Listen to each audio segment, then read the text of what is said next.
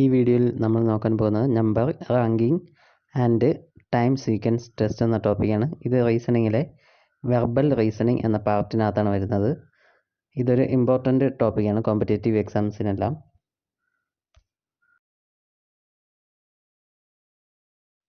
First question, how many fours are there proceeded by 7 but not followed by 3? ഈ ക്വസ്റ്റ്യനിൽ താഴെ കുറച്ച് numbers തന്നിട്ടുണ്ട്. ഇതിൽ നമുക്ക് കണ്ടെത്തേണ്ടത് 7 മുന്നിലും എന്നാൽ 3 പിന്നിലും വരാത്ത എത്ര 4കൾ ഉണ്ടെന്നാണ് കണ്ടെത്തേണ്ടത്.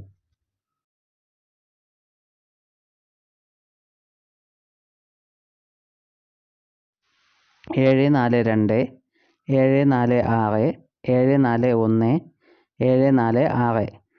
ഈ നമ്പർ കോമ്പിനേഷൻസിൽ ഒന്നിലും 3 4നെ ഫോളോ ചെയ്ത് വരുന്നില്ല. അപ്പം നമുക്ക് ടോട്ടൽ 4 4കളാണ് ഈ പറയുന്ന condition satisfy ചെയ്തുള്ളത്.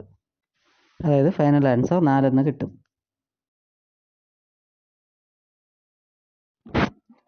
In a row of boys, if A who is 10th from the left and B who is 9th from the right interchange their positions, A becomes 15th from the left. How many boys are there in the row? ഒരു നിരയിൽ എയുടെ സ്ഥാനം ഇടതു നിന്ന് 10ാമതും ബിയുടെ സ്ഥാനം വലതു നിന്ന് 9ാമതുമാണ്. ഇവരുടെ സ്ഥാനങ്ങൾ ഇൻ്റർചേഞ്ച് ചെയ്താൽ എയുടെ സ്ഥാനം ഇടതു നിന്നും 15ാമതേക്ക് മാറും. എങ്കിൽ ഈ നിരയിലെ ആകെ ബോയ്സിൻ്റെ എണ്ണം കണ്ടുപിടിക്കുക. ഈ ക്വസ്റ്റ്യൻ ഒരു ഡയഗ്രാമാറ്റിക് ആയിട്ട് നമ്മൾ ചെയ്യുകയാണെങ്കിൽ ഇടതു നിന്ന് 10ാമത് എയെ മാർക്ക് ചെയ്യണം, വലതു നിന്ന് 9ാമത് ബിയെയും മാർക്ക് ചെയ്യണം. ഇനി ഇടതു നിന്ന് എ വരെ 9 പേര് ഉണ്ടാകും, വലതു നിന്ന് ബി വരെ 8 പേരും ഉണ്ടായിരിക്കും. ഇനി അവരുടെ സ്ഥാനങ്ങൾ ഇൻ്റർചേഞ്ച് ചെയ്യുമ്പോൾ എ ബിയുടെ സ്ഥാനത്തും ബി എയുടെ സ്ഥാനത്തുമാണ് വരുന്നത്.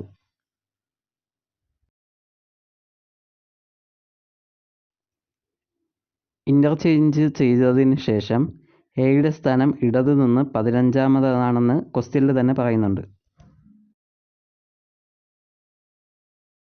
അതായത് ടോട്ടൽ ബോയ്സിൻ്റെ എണ്ണം കാണുന്നതിന് വേണ്ടി ഇപ്പോൾ എയുടെ സ്ഥാനം എത്രയാണോ അതേ പ്ലസ് ഇനി വലത് സൈഡിൽ എത്ര പേര് പെൻഡിങ് ഉണ്ടോ അതായിരിക്കും ആൻസർ കിട്ടുന്നത്. അതായത് 15 + 8 = 23 എന്ന് നമുക്ക് ഫൈനൽ ആൻസർ കിട്ടും.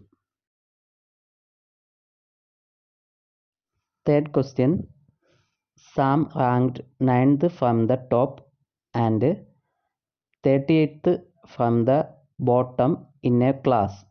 How many students are there in the class? ഒരു ക്ലാസ്സിൽ സാം മുകളിൽ നിന്ന് 9ാമതും താഴെ നിന്ന് 38ാമതുമാണെങ്കിൽ ആ ക്ലാസ്സിൽ എത്ര സ്റ്റുഡൻസ് ഉണ്ട് എന്നാണ് ക്വസ്റ്റ്യൻ.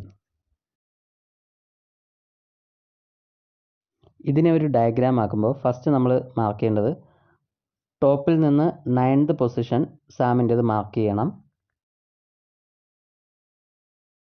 രണ്ടാമത് ബോട്ടം പൊസിഷനിൽ നിന്നും സാമിൻ്റെ പൊസിഷൻ 38th എന്ന് മാർക്ക് ചെയ്യണം.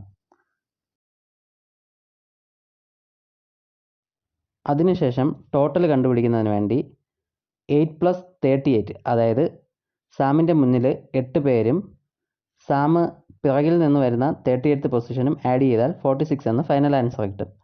ഇങ്ങനെയല്ല എന്നുണ്ടെങ്കിൽ 9+ ഫ്രണ്ടിൽ നിന്ന് വരുന്ന 9th പൊസിഷൻ പ്ലസ് സാമിന് പിറകിൽ എത്ര പേരുണ്ടോ അത് ആഡ് ചെയ്താൽ മതി. അതായത് 9 + 37 ചെയ്താലും 46 എന്ന് ഫൈനൽ ആൻസർ കിട്ടും.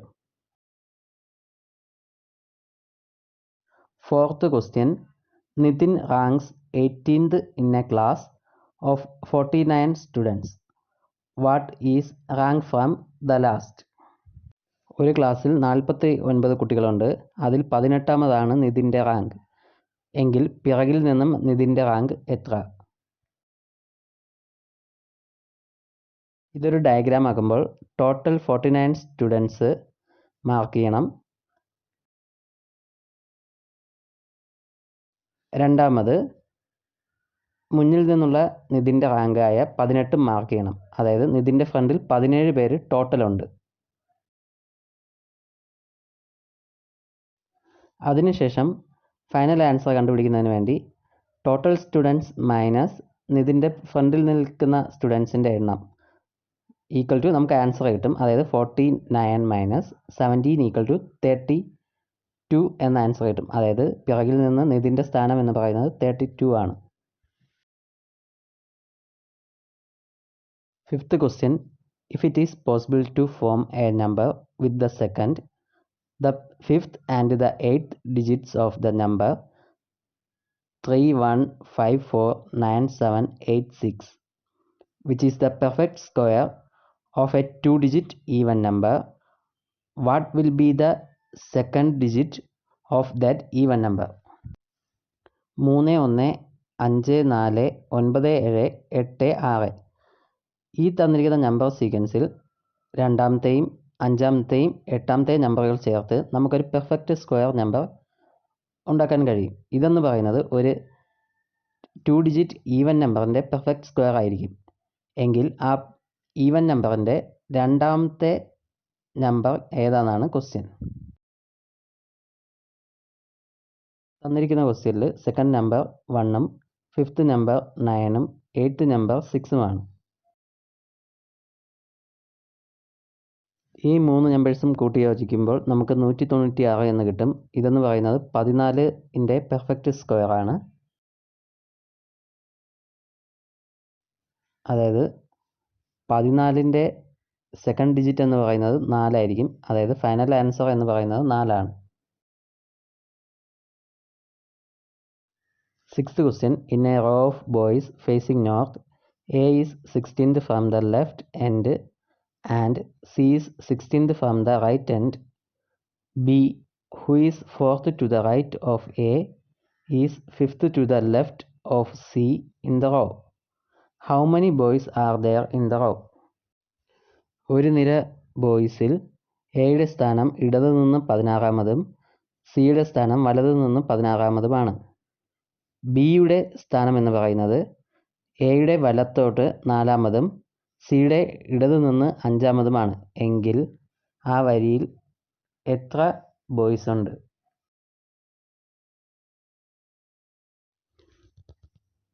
ഫസ്റ്റ് നമുക്ക് എയുടെ സ്ഥാനം മാർക്ക് ചെയ്യാം. നോർത്തിലോട്ട് ഫേസ് ചെയ്ത് നിൽക്കുന്നത് കൊണ്ട് നമ്മുടെ ഇടത് കൈ തന്നെ ആയിരിക്കും എയുടെ ഇടത് സ്ഥാനവും, നമ്മുടെ വലത് തന്നെ ആയിരിക്കും സ്ക്രീനിൽ വലത് സ്ഥാനമായിട്ട് വരുന്നത്. അപ്പോൾ എയുടെ സ്ഥാനം 16 മാർക്ക് ചെയ്യാം. അതായത് എയുടെ ഇടത് ഭാഗത്ത് 15 പേര് എക്സ്ട്രാ വേറെയുണ്ട്.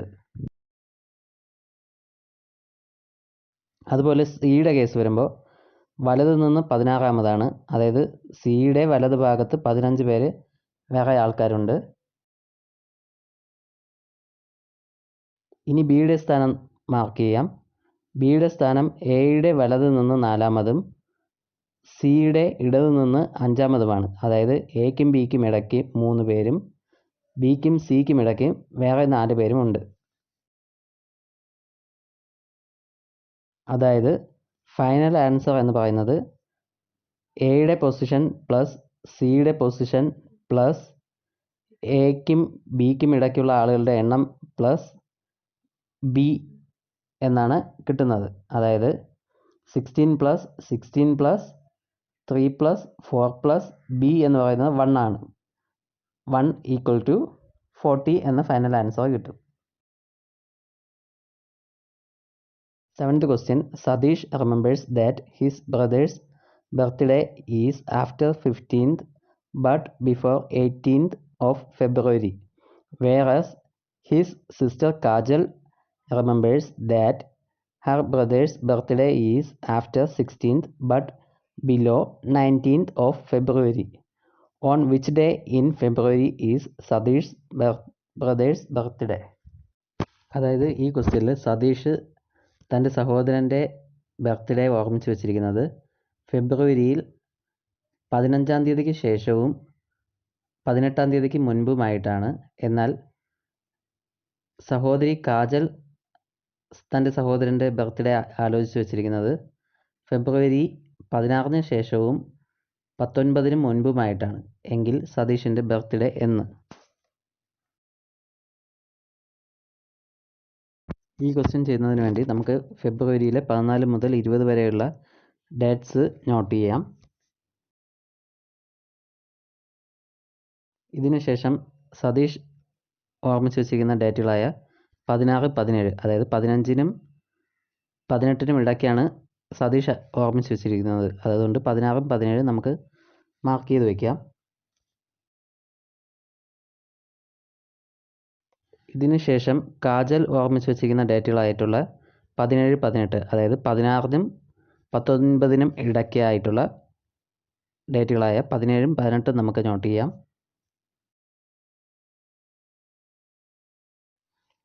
ഇതിൽ രണ്ടിലും കൂടി നമ്മൾ കമ്പയർ ചെയ്യുമ്പോൾ നമുക്ക് 17ആണ് കോമൺ ആയിട്ട് കിട്ടുന്നത്. അതുകൊണ്ട് ആൻസർ 17 ഫെബ്രുവരിയാണ് സതീഷിൻ്റെ ബർത്ത്ഡേ ആയി വരുന്നത്.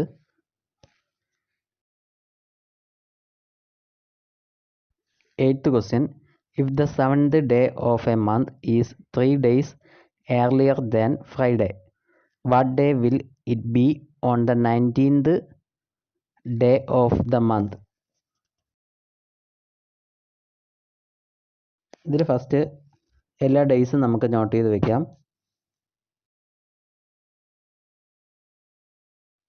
ഇതിൽ 7th ഡേ എന്ന് പറയുന്നത് ഫ്രൈഡേക്കും 3 ദിവസം മുൻപേ ആയിരിക്കുമ്പോൾ ട്യൂസ്ഡേ ആണ് 7th ഡേ ആയി വരുന്നത്.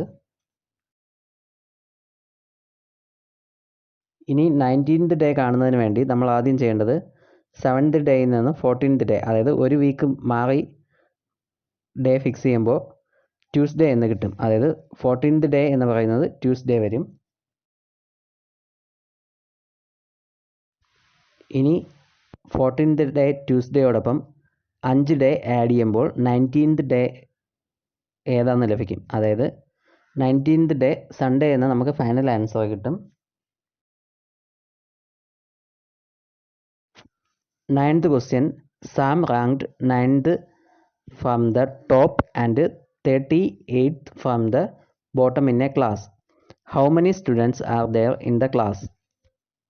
അതായത് ഒരു ക്ലാസ്സിൽ സാമിൻ്റെ റാങ്ക് മുകളിൽ നിന്ന് 9-മതും താഴെ നിന്ന് 38-മതുമാണ്. എങ്കിൽ ആ ക്ലാസ്സിൽ ആകെ എത്ര സ്റ്റുഡൻസ് ഉണ്ടെന്നാണ് ക്വസ്റ്റ്യൻ. ഇനി ഇതൊരു ഡയഗ്രാമാറ്റിക് ആയിട്ട് ചെയ്യുമ്പോൾ സാമിൻ്റെ പൊസിഷൻ നമ്മൾ ആദ്യം മാർക്ക് ചെയ്യും. ടോപ്പിൽ നിന്ന് 9-മതാണ് സാമിൻ്റെ പൊസിഷൻ. അതായത് സാമിന് മുൻപ് 8 പേര് വേറെയും ഉണ്ട്. അതുപോലെ രണ്ടാമത് ബോട്ടത്തിൽ നിന്ന് നമ്മൾ സാമിൻ്റെ പൊസിഷൻ മാർക്ക് ചെയ്യുമ്പോൾ 38-മതായിട്ടാണ് സാമിൻ്റെ പൊസിഷൻ ഫിക്സ് ചെയ്യുന്നത്. അതായത് സാമിന് പിറകിലായിട്ട് 37 പേർ വേറെയും ആൾക്കാരുണ്ട്. അപ്പോൾ നമുക്ക് ആൻസർ കണ്ടുപിടിക്കുന്നതിന് 2 സ്റ്റെപ്പ് ഉണ്ട്. ഫസ്റ്റ് സ്റ്റെപ്പ് എന്ന് പറയുന്നത് ഫ്രണ്ടിൽ നിന്ന് സാമിൻ്റെ പൊസിഷൻ പ്ലസ് സാമിൻ്റെ പിറകിൽ എത്ര പേരുണ്ട്. ഇല്ലയെന്നുണ്ടെങ്കിൽ രണ്ടാമത്തെ സ്റ്റെപ്പ് എന്ന് പറയുന്നത് പിറകിൽ നിന്ന് സാമിൻ്റെ പൊസിഷൻ പ്ലസ് സാമിൻ്റെ ഫ്രണ്ടിൽ എത്ര പേരുണ്ട്. അതായത് നമ്മളിതിൽ ചെയ്തിരിക്കുന്നത് ഫ്രണ്ടിൽ എത്ര പേർ പ്ലസ് പിറകിൽ നിന്ന് സാമിൻ്റെ പൊസിഷനാണ്. അതായത് 8 + 38 = 46 എന്ന ഫൈനൽ ആൻസർ കിട്ടും. 10th question. A class of boys stands in a single line. One boy is 19th in order from both the ends. How many boys are there in the class?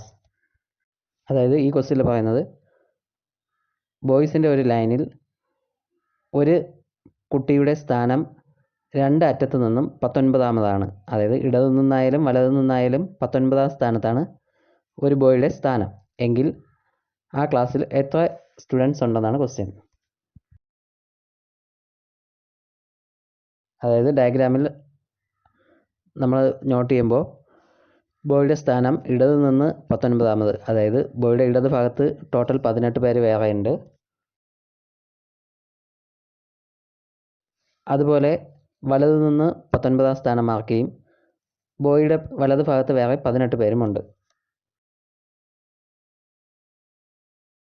Final answer കാണുന്നതിന് വേണ്ടി ബോയിയുടെ വലത് ഭാഗത്തുള്ള ആൾക്കാരുടെ എണ്ണം plus ബോയിയുടെ ഇടത് ഭാഗത്തുള്ള ആൾക്കാരുടെ എണ്ണം പ്ലസ് ബോയ്, അതായത് 18 പ്ലസ് ബോയെ കൂടെ കൂട്ടി 1 = 37 എന്ന ഫൈനൽ ആൻസർ നമുക്ക് ലഭിക്കും.